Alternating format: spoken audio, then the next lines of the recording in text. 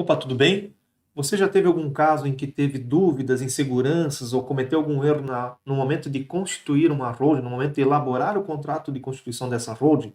Pois bem, nesse vídeo eu vou explicar para vocês os principais erros. Vou pegar um contrato verdadeiro, um contrato que foi publicado na junta comercial e a partir dele vou mostrar para vocês quais são os principais erros que cometem na constituição de uma holding patrimonial. Mas antes, deixa eu me apresentar.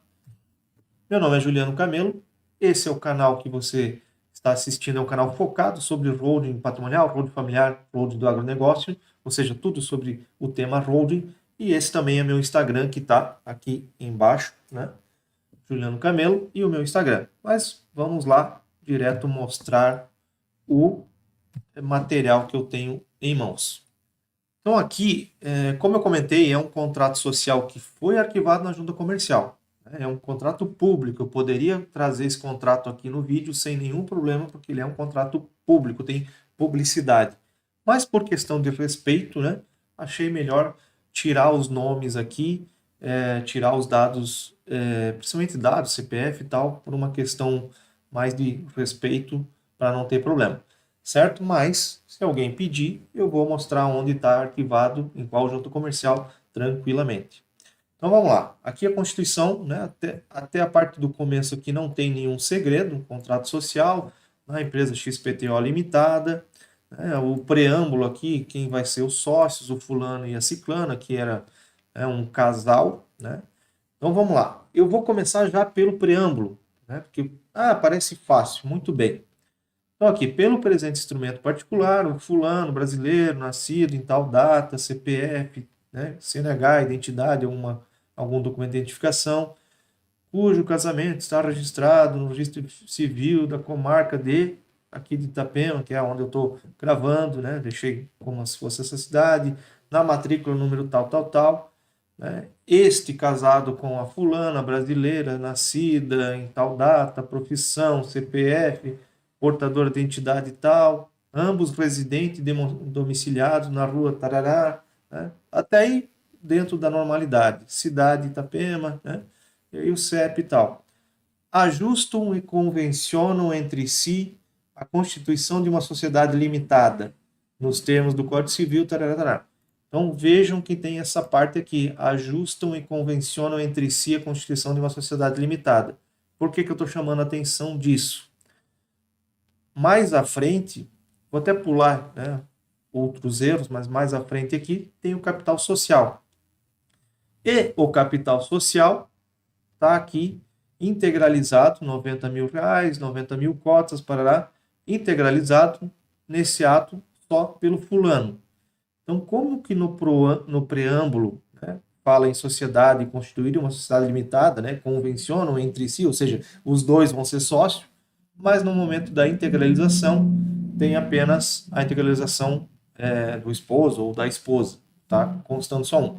Então, o que que deveria ter aqui? Poderia até constar aqui que o fulano é casado com a fulana, né? E que essa fulana vai assinar, né? Vai ser anuente na integralização do imóvel X, alguma coisa nesse sentido até teria lógica, né? Mas aqui ele já está confuso esse contrato. E fato é que esse contrato foi registrado na junta comercial. Então, esse é o primeiro erro exagerado que não se deve cometer. Não se deve cometer esse erro nessa constituição de holding patrimonial e também em qualquer outra holding, né? Qualquer outra empresa, melhor dizendo, não se deve cometer esse erro. Outro erro que aconteceu aqui, nesse caso aqui, como eu sei que foi integralizado um imóvel, então presumo que seja uma holding patrimonial ou também uma administradora de bens próprios de imóveis, né, ou de imóveis próprios. Então, nessa holding patrimonial, provavelmente, né, tem-se a intenção de vender, de alugar, de permutar esse imóvel.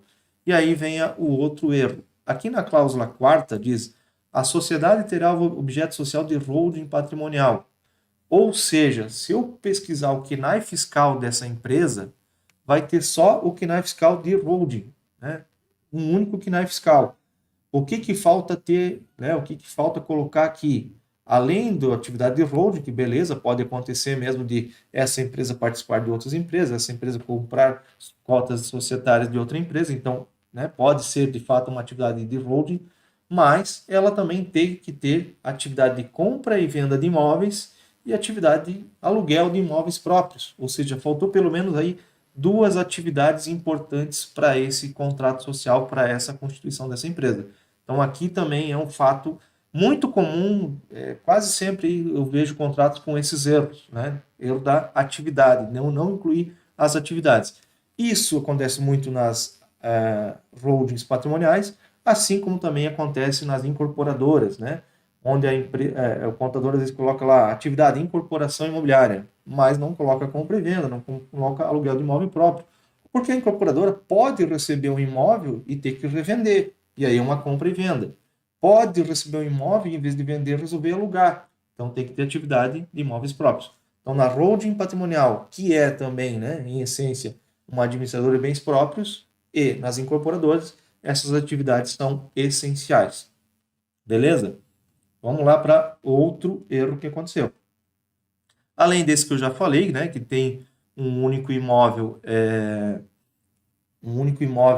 perdão, esse imóvel está integralizado somente pelo fulano, né? Então, o outro erro que tem, e aqui eu acabei tirando, né, porque eu acabei deletando as informações reais, mas os dados desse imóvel, ele deve né, buscar a informação igual a matrícula lá no registro de imóveis. Então, às vezes, assim, o imóvel é uma matrícula antiga que está lá na rua ABC da quadra G do loteamento tal, né?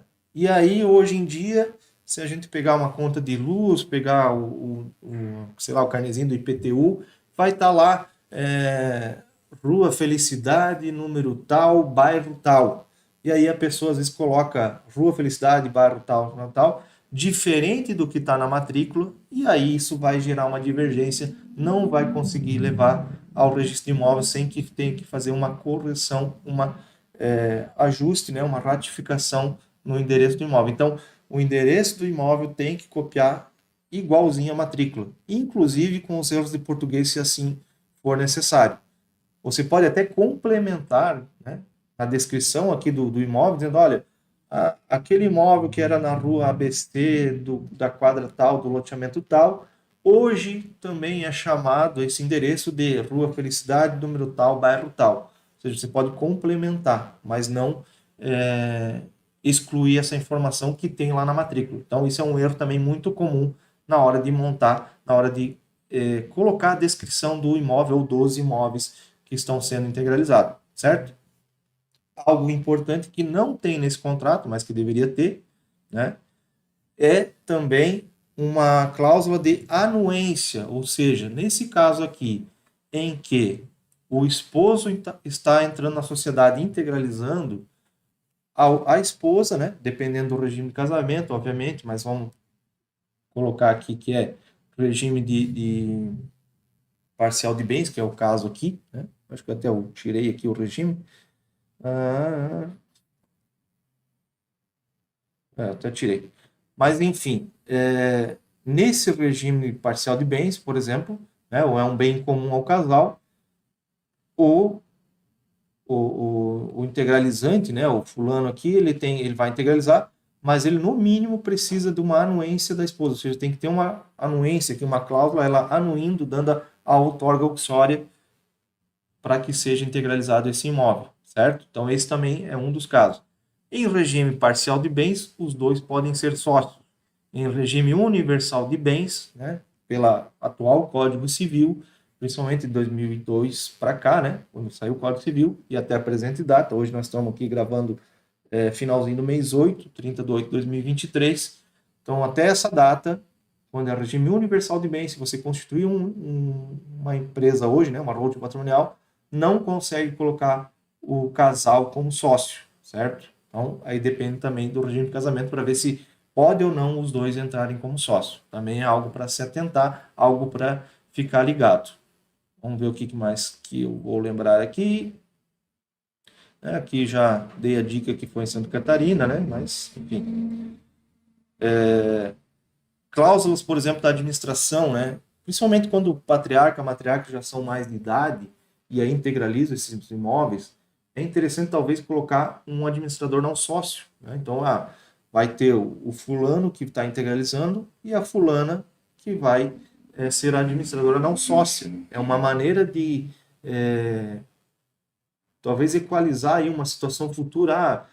Tá doente, veio a faltar, e aí, para a empresa não ficar sem ninguém para assinar, tem ali alguém para assinar. É uma cláusula, quando está doente, né? Se vier a falecer, aí depende do inventário. Mas uma cláusula que durante né, após o falecimento da pessoa X, durante o processo de inventário, o inventariante pode assumir a administração da sociedade, pelo menos para poder representar, resolver, pagar contas em banco, ou seja, fazer o mínimo necessário e a empresa não ficar estagnada, ficar parada, certo? Então, essa cláusula aí sobre administração também é uma dica muito valiosa para ser estudada, não só para a Road, mas para todas as empresas de um modo geral. Eu acho que é isso, tá, gente? As principais cláusulas que eu encontrei nesse contrato aqui. Pode ter mais? Pode. Cada vez que a gente pega, a gente encontra erros diferentes. Um erro, agora lembrei, um erro muito comum, né? Esse aqui tá aqui dentro desse contrato, esse erro. Aqui está sendo integralizado o imóvel e somente o imóvel. O que eu recomendo? Que seja integralizado o imóvel e mais um dinheiro, mais uma grana. Afinal, a empresa já nasce com despesas. Despesa de constituição, despesa de registro de imóveis, despesa de tabelionato, se não fizer um contrato bem elaborado, né? Vai precisar passar pelo tabelionato, lavar a escritura, né? Se fizer bem feito, não precisa, mas enfim. Ou seja, vão ter despesas que é a empresa que tem que pagar. Despesa de ITBI, né? Pagar ou não ITBI.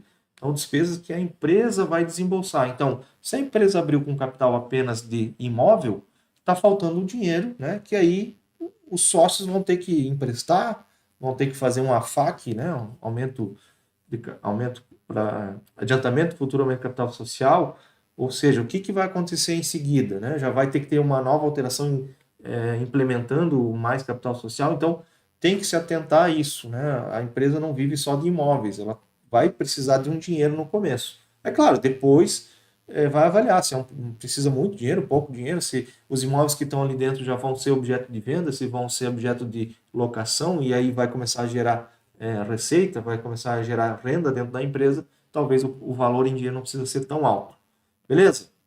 Não quero me estender, tem provavelmente mais trocentas coisas que eu possa lembrar, não só nesse contrato, mas talvez em outros, mas aqui são algumas dicas importantes, valiosas, que eu posso trazer para vocês. Tá certo? Muito obrigado, espero que tenha sido útil essa informação para você. Se caso gostou, se inscreva no canal, clique lá no sininho para que receba mais notificações. Encaminhe esse vídeo, né, se fizer sentido para algum colega. Clica lá no joinha para que o nosso canal seja cada vez mais visto, cada vez mais acionado e com isso a gente possa crescer ainda mais. E com certeza vou estar colocando aí mais vídeos para vocês. Beleza? Um abraço e até a próxima.